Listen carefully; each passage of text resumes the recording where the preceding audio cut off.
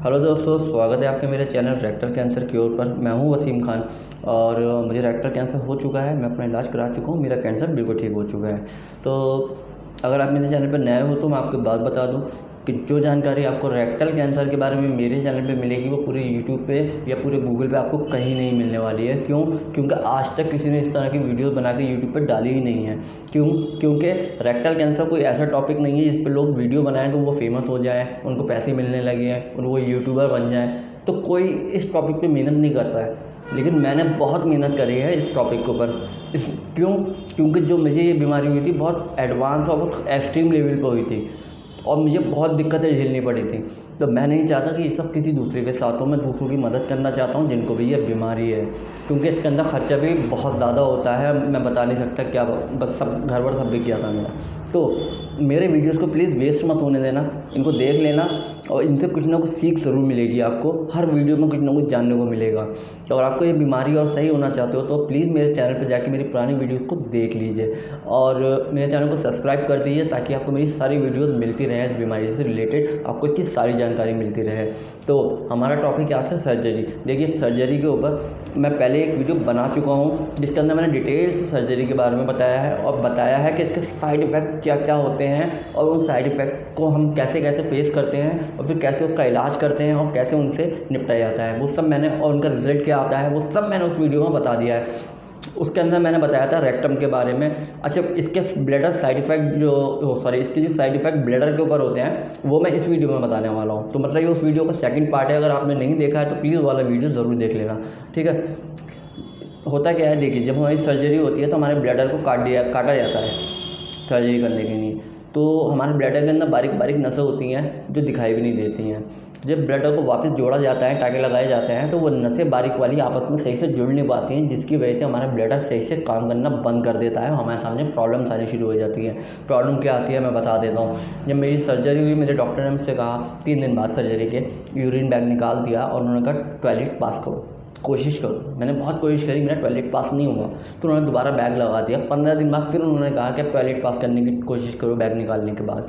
मैंने ट्राई किया, पेशाब नहीं निकला, उन्होंने फिर बैग लगा दिया। मैं देखिए लैंग्वेज जो यूज़ कर रहा हूँ बिल्कुल नॉर्मल लैंग्वेज यूज़ कर रहा हूँ ताकि हर कोई इस वीडियो को समझ सके, ठीक है। 15 दिन बाद उन्होंने फिर जब देखा टॉयलेट पास नहीं हो रहा है तो उन्होंने फिर बैग लगा दिया और मुझे दवाइयाँ दी जिससे खा के पेशाब निकल सके, टॉयलेट हो सके। फिर मैं 15 दिन मैंने दवाइयाँ खाई। 15 दिन बाद फिर डॉक्टर के पास गया। तब वो डॉक्टर ने कहा कि ठीक है, सुबह में बैठते हैं और शाम में बैठते हैं। सुबह के टाइम मैं गया था, उन्होंने मेरा बैग निकाल दिया और मुझसे कहा तुम ट्राई करते रहो और शाम तक हॉस्पिटल में ही रहना और शाम को मुझे मिलना।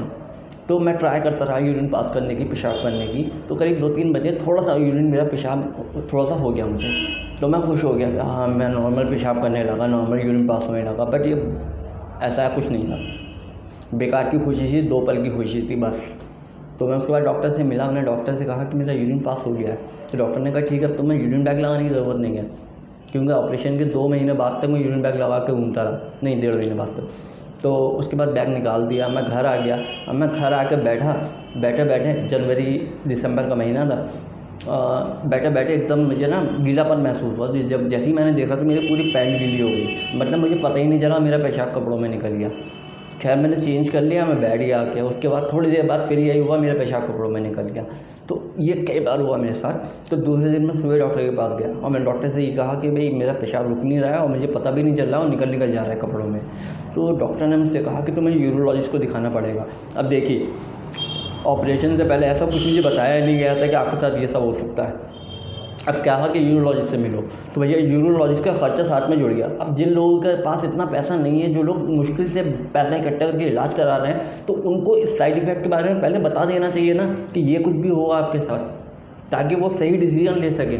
जैसे मैं गलत डिसीजन ले गया था, मैं नहीं चाहता दूसरा भी कोई ऐसा गलत डिसीजन ले। तो मैं यूरोलॉजिस्ट के पास गया, 2000 रुपये फ़ीस जमा की, 10-12 हज़ार रुपये की टेस्टिंग हुई जिसके अंदर यूरिन फ्लो टेस्ट था, अल्ट्रासाउंड था और 2-4 टेस्ट थे। अब अल्ट्रासाउंड क्यों होता है ये भी बता देता हूँ। अल्ट्रासाउंड इसलिए होता है, ये देखने के लिए होता है कि जो आपके पेशाब है वो आप कर रहे हो वो पूरी तरीके से कर पा रहे हो या नहीं। उसमें ये करते हैं, वो पानी पिलाते हैं, जब पेशाब आने लगता है, प्रेशर बनने लगता है, तो टेस्ट करते हैं जिसके अंदर वो ये देखते हैं कि हमारे ब्लैडर में कितना यूरिन है। और उसके बाद बोलते हैं जाओ टॉयलेट पास करके आओ, पेशाब करके आओ। उसके बाद दोबारा टेस्ट करते हैं, फिर देखते हैं कि अब कितना यूरिन बचा है हमारे ब्लैडर में। तो मेरे केस में ये हुआ था 40% यूरिन पास किया था मैंने, 60% मेरे ब्लैडर के अंदर ही रुक गया था। जब मैंने डॉक्टर को आकर रिपोर्ट दिखाई तो डॉक्टर ने मुझसे कहा कि भाई तुम्हें बैग जो है अभी 1 महीने के लिए और लगाना पड़ेगा, और 1 महीने से ज़्यादा भी हो सकता है, 2 महीने 3 महीने भी लग सकते हैं। मैंने कहा क्यों?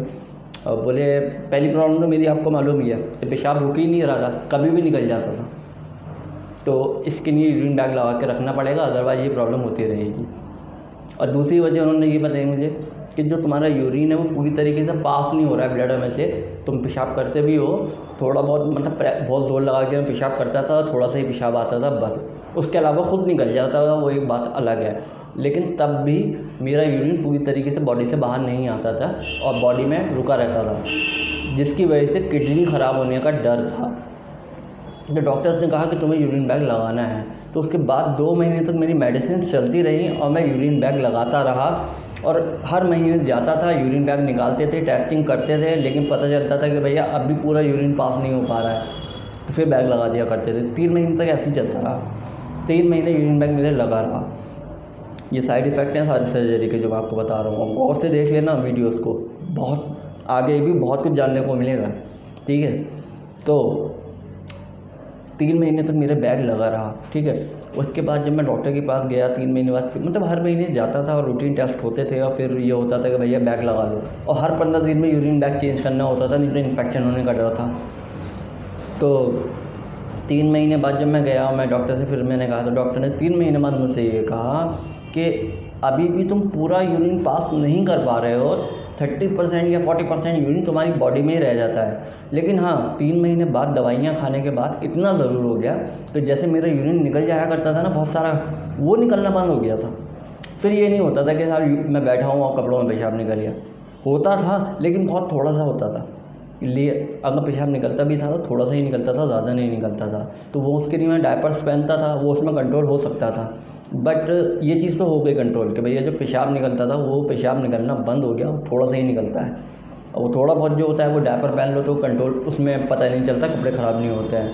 लेकिन दूसरी प्रॉब्लम जो मेरे साथ थी वो ये थी कि मेरा पेशाब पूरा बाहर नहीं आता था, ब्लैडर के अंदर पेशाब रुका रहता था, जिसकी वजह से किडनी ख़राब होने का खतरा था। तो डॉक्टर ने मुझसे कहा तुम्हें अभी और 6 महीने के लिए बैग लगाना पड़ेगा। मैं कहा मैं बैग नहीं लगाऊंगा। 6 महीने तो नहीं कहा था उन्होंने, 3 महीने कहा था शायद। मैंने कहा नहीं, मैं बैग नहीं लगाऊंगा।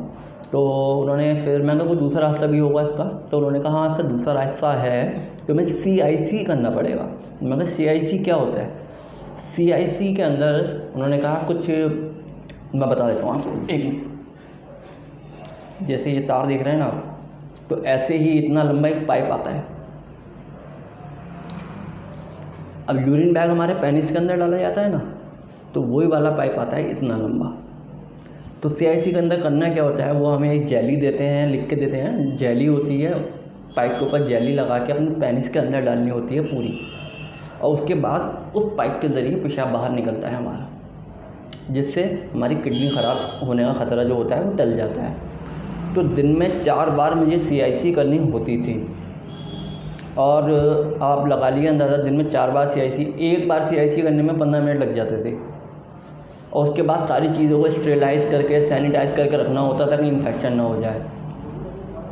इसके अंदर बहुत ज़्यादा खर्चा होता था, बार बार पाइप भी नए ख़रीदने पड़ते थे, क्योंकि जो पाइप में यूज़ करता था 1-2 दिन यूज़ करता था फिर फेंक दिया करता था, इन्फेक्शन का ख़तरा रहता था। और उससे ज़्यादा बड़ी बात ये थी तकलीफ़ कितनी होती थी, आप खुद अंदाज़ा लगाओ। आप अपने पेनिस में इतना मोटा पाइप डाल रहे हो, वो भी इतना लंबा पाइप अपने पेनिस के अंदर डाल रहे हो, और उससे पेशाब बाहर आ रहा है, कितनी तकलीफ़ होती होगी। तो खैर ये मुझे CIC करनी पड़ती थी दिन में 4 बार, और ये CIC मेरी 4 महीने तक चली। 4 महीने मैंने CIC करके अपना पेशाब किया और दवाइयाँ चलती रहीं। 4 महीने बाद जाकर डॉक्टर्स ने कहा कि अब CIC करने की ज़रूरत नहीं है, तुम पेशाब नॉर्मली कर सकते हो। मतलब पूरा पेशाब मैं कर पा रहा था, लेकिन बहुत जोर लगाना पड़ता था उसके लिए। और दूसरी बात ये थी कि जब भी 100% टॉयलेट बाहर नहीं आता था, यूरिन बाहर नहीं आता था, 10-15% जब भी रह जाता था, लेकिन वो इतना ख़तरनाक नहीं था कि उसको नहीं बैग लगाने पड़े या CIC करना पड़े। तो मेरी CIC होना बंद हो गई थी, ठीक है। लेकिन पेशाब जो निकलता था ना, थोड़ा सा पेशाब कभी भी निकल जाया करता था, और वो आज तक है वो प्रॉब्लम मेरे साथ। तो आज तक मैं डायपर पहनता हूँ, ठीक है। चलिए इसका तीसरा साइड इफ़ेक्ट बताता हूँ, सबसे भयानक साइड इफ़ेक्ट है। कि हमारी सेक्स लाइफ ख़त्म हो जाती है, हमारा इरेक्शन होना बिल्कुल बंद हो जाता है। जब मेरा ऑपरेशन हुआ उसके 3-4 महीने बाद मैंने ये देखा कि मेरा इरेक्शन नहीं होता है बिल्कुल भी। तो मैंने डॉक्टर से कहा, मैं डॉक्टर साहब मेरा इरेक्शन नहीं होता है। तो डॉक्टर ने मुझे जवाब क्या दिया आप सोच नहीं सकते। डॉक्टर ने कहा कि रेक्टल कैंसर की सर्जरी के केस में ये बात नॉर्मल होती है, कॉमन होती है कि आपका पेनिस इरेक्शन होना बंद हो जाता है और सेक्स लाइफ ख़त्म हो जाती है। अब उसके लिए इलाज करना पड़ा, बहुत सारी दवाइयाँ खानी पड़ी और बहुत कुछ करना पड़ा। तो मतलब कितना बड़ा साइड इफ़ेक्ट है। देखिए यूरिन आपका पास होना बंद हो जाता है, आपका ब्लड में रहता है तो किडनी ख़राब हो सकती है। तीसरी बात आपकी सेक्स लाइफ भी ख़त्म हो जाती है। तो ये सारे साइड इफ़ेक्ट हैं रेक्टल कैंसर के। अब सेक्स लाइफ को कैसे दोबारा चालू करना है उसके ऊपर मैं एक वीडियो अलग से बनाऊंगा, क्योंकि वो भी थोड़ा बड़ा होगा, तो उसके अंदर डिटेल से मैं उसके बारे में बताऊंगा। उससे पहले मैं ये बता दूँ आपको कि मैं ये चैनल सिर्फ लोगों की हेल्प करने के लिए बनाया है मैंने।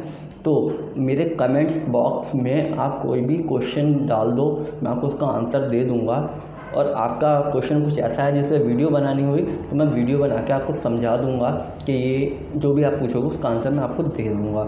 उसके अलावा आपको किसी भी चीज़ टेस्टिंग के बारे में पूछना है या देखना चाहते हो कि टेस्टिंग की रिपोर्ट कैसी होती है, तो वो सब मैं आपको दिखा सकता हूँ। आप मुझसे कमेंट करना, मैं आपको बता दूँगा, ठीक है।